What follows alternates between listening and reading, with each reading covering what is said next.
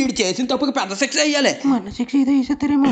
రాత్రి మా ఇంటికి వచ్చిన వాళ్ళక ఇప్పుడు మీ సమస్య ఎలా ఉంది చెప్పమంటే జర్రుగొడ్డు బురద పాము కలిస్తే ఎలా ఉంటుంది చెప్పండి, అలా ఉంది. ప్రెసిడెంట్ గారు 6 దాటిన తర్వాత పంపు సెట్ దగ్గర కరెంట్ పోతుంది, ప్రాబ్లం అయిపోతుందండి. కరెంట్ వస్తే మా ప్రెసిడెంట్ గారికి ప్రాబ్లం అయిపోద్ది.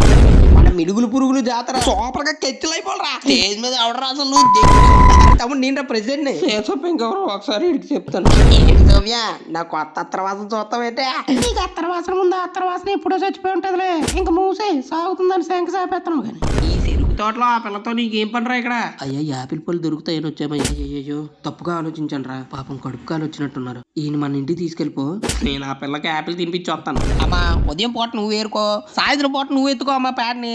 దీనికి ఎందుకు ఎంత పెద్ద గొడవ చేస్తున్నారు? దుంప ఇక్కడి నుంచి ఇప్పుడు వెళ్ళలేదంటే నానిపోయిన పేడ ముద్ద తీసి ఇది మర్యాద. పదరపోదాం.